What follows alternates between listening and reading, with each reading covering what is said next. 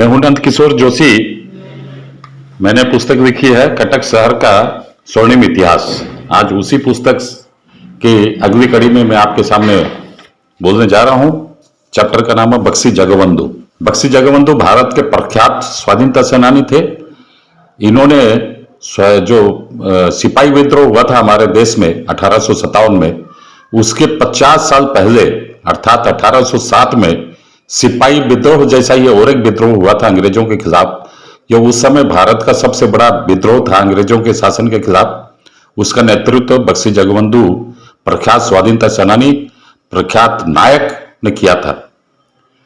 अब मैं उसी के ऊपर मैं आपको बोलने जा रहा हूं विस्तार से। बक्सी जगबंधु जिन्होंने गुजारे कटक में 4 साल। 2017 जुलाई महीने की 20 तारीख को भारत के उस समय के राष्ट्रपति रहे प्रणब मुखर्जी ने दिल्ली में पाइक विद्रोह के 200 साल पूर्ति उपलक्ष्य में आयोजित महोत्सव में उद्घाटन के मौके पर बोले कि पाइक विद्रोह भारत का पहला स्वाधीनता संग्राम था। इतना बोलते ही सभागार तालियों की गड़गड़ाहट से गूंज उठा। दिल्ली की बात है ये। 1803 में अंग्रेजों ने उड़ीसा पर कब्जा किया। उन्हें उड़ीसा की इसलिए जरूरत थी कि कोलकाता प्रेसिडेंसी और मद्रास प्रेसिडेंसी के रास्ते में उड़ीसा आता था। इसलिए उस समय अंग्रेजों की उक्त दोनों प्रेसिडेंसी को जोड़ने के लिए उन्हें उड़ीसा चाहिए था। उड़ीसा की धरती चाहिए थी। अंग्रेजों ने अपनी कही बात को मंजूर करते हुए भंग करते हुए पुरी के राजा संग बेईमानी की एवं 4 परगना को राजा को वापस नहीं किए। फलस्वरूप महामंत्री जय राजगुरु से उनकी टकराहट हुई, लड़ाई हुई। संघर्षपूर्ण युद्ध में जय राजगुरु हार गए। उन्हें बंदी बनाकर बंगाल के मेदिनीपुर जेल में रखा गया था तथा नृशंसता पूर्वक हत्या कर दी गई थी। इस तरह जय राजगुरु भारत में अंग्रेजों द्वारा फांसी पाने वालों में प्रथम व्यक्ति थे जो शहीद हुए। तत्पश्चात अंग्रेजों ने पाइक लोगों की जमींदारी पर टैक्स लगा दिया था। अनेकों की टैक्स नहीं देने के चक्कर में जमीन नीलाम कर दिए अंग्रेज लोग। उनसे बलपूर्वक जमीन छीन लिए। यहां तक कि महानायक बक्सी जगबंधु की जमीन भी अंग्रेजों ने छीन ली। राजा के प्रधान सेनापति के हिसाब से पुश्तैनी मिली जमीन को भी अंग्रेजों ने छीन लिया, नीलाम कर दिए। अपने मान, सम्मान और स्वाभिमान के चलते संग्रामी जगबंधु ने अंग्रेजों के समक्ष कटक पहुंचकर दया की भीख मांगनी स्वीकार नहीं की। आम लोगों की खेती की जमीन पर भी अंग्रेजों ने बेहिसाब टैक्स बैठाया। चिलिका झील समुद्र पानी से तैयार हो रहे नमक पर इन्होंने एकाधिकार कायम किया, टैक्स बिठाया। इसके अलावा उस समय प्रचलन में थी कौड़ी। उसके बदले अंग्रेजों ने सिक्के चलाए। इससे सरकारी कर्मचारियों के प्रति, अंग्रेजी शासकों के प्रति लोगों में घृणा भाव फैल गया, बढ़ गया। मातृभूमि की पराधीनता, जन साधारण के साथ विश्वासघात और अंग्रेजों के रोज रोज बढ़ते अत्याचारों के कारण बक्सी जगबंधु के अंदर सोया सिंह जाग उठा। उनके नेतृत्व में समग्र उड़िया जाति अंग्रेजों के खिलाफ खड़ी हो गई और आरंभ हुआ महासंग्राम, खूनी संग्राम, जिसे अंग्रेजों ने पाइक विद्रोह का नाम दिया। उड़ीसा के अनेक हिस्सों में इस विप्लव की आग फैली। अंग्रेज शासन का खात्मा कर राज्य को अंग्रेजों के चंगुल से छुड़ाने के लिए उड़ीसा की जनता जाग उठी। 17 मार्च 29 को बाणपुर युद्ध में अंग्रेज पराजित हुए। पाइक सेना ने अंग्रेजों के सारे तंबू उखाड़ दिए, जला दिए तथा खजाने में रखे 15,000 रुपये ले आए।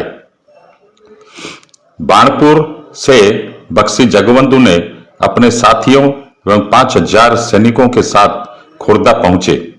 लेफ्टिनेंट प्राइड अंग्रेज सैनिकों के साथ डर कर भाग गए और अप्रैल 1 तारीख को बिना रक्तपात के खुर्दा पर कब्जा बक्सी जगबंधु का हो गया। अप्रैल 2 तारीख को गोंगपड़ा में अंग्रेजों के साथ बक्सी जगबंधु का मुकाबला हुआ। अनेक अंग्रेज सैनिक उनके सेनापति युद्ध में मारे गए। अंग्रेजों की हार हुई, वे पराजित हुए। अंग्रेजों से लड़ने के लिए बक्सी जगबंधु ने 10,000 सैनिकों के साथ पुरी पर आक्रमण किया। यहां भी अंग्रेज पराजित हुए।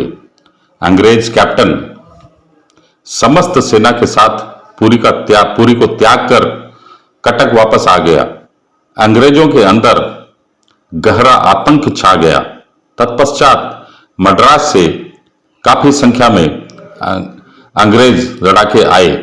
अंग्रेजों ने गंगपड़ा में पाइकों को युद्ध में परास्त किया। बंदूक, गोला बारूद और तमाम आधुनिक हथियारों से लैस अंग्रेजों के साथ सामना सामनी लड़ाई में युद्ध जीतना संभव नहीं होने के कारण बक्सी जगबंधु ने अपनी युद्ध नीति में बदलाव किया एवं जंगलों तथा पहाड़ों पर छिपकर अंग्रेजों पर आक्रमण करने लगे, जिसे गोरिल्ला युद्ध कहते हैं। ऐसा 1825 तक लगातार चलता रहा।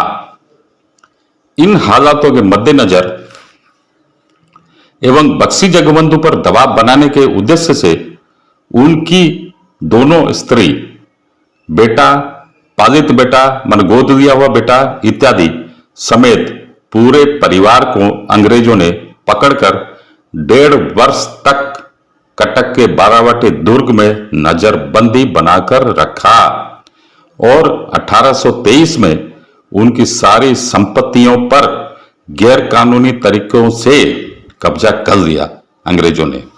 इस पर भी बक्सी जगबंधु नहीं झुके। थक हार कर अंग्रेजों ने बक्सी जगबंधु के मित्र नयागढ़ के राजा से संपर्क बनाया। नयागढ़ के राजा के कहने पर बक्सी जगबंधु ने युद्ध विराम किया। अंग्रेजों की शर्त थी कि बक्सी जगबंधु संग्राम बंद करने पर सारे अत्याचार प्रजा पर बंद होंगे, प्रजा को न्याय मिलेगा, बड़े टैक्स को वापस लिया जा सकता है, दलपति तथा खंडपतियों की जब्त की गई जमीन वापस लौटाई जा सकती है तथा बक्सी जगबंधु पर पूरे सम्मान के साथ परिवार संग कटक में रह सकते हैं। इन सारी बातों के मद्देनजर बक्सी जगबंधु को हाथी पर बैठाकर नयागढ़ से कटक लाया गया। 1825 मई 27 को यहां पहुंचकर बक्सी जगबंधु परिवार के साथ कटक में रहने लग गए। कटक के जिस इलाके में बक्सी जगबंधु परिवार संग रहते थे उस इलाके का नाम है आज का बक्सी बाजार। बक्सी जगबंधु जैसे महान योद्धा, वीर योद्धा पराधीन भारत में कितने दिन जिंदा रह सकते थे। ऐसी परिस्थितियों में उनका निधन 1829 को 24 जनवरी के दिन कटक में हो गया।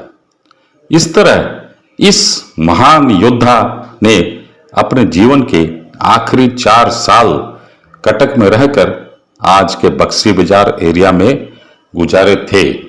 इन्हीं महान योद्धा, क्रांतिकारी योद्धा, महान वीर सपूत भारत के, इन्हीं के याद में, इन्हीं के नाम पर भुवनेश्वर में आज बड़ी महाविद्यालय खुली है, कॉलेज खुली है। उसका नाम है बीजेबी कॉलेज अर्थात बक्सी जगबंधु कॉलेज। इन्हीं के नाम पर उसी एरिया में नगर भी बसाया गया है, उसका नाम बक्सी जगबंधु नगर अर्थात बीजेपी नगर। महान योद्धा, इन्होंने 50 साल पहले आजादी के मतलब सिपाही विद्रोह के भी 50 साल पहले भारत में प्रथम आजादी का बिगुल बजाया था महान योद्धा को क्रांति उड़ीसा न्यूज समूह की तरफ से महान विशेष तौर पर श्रद्धांजलि। Thank you, have a good day.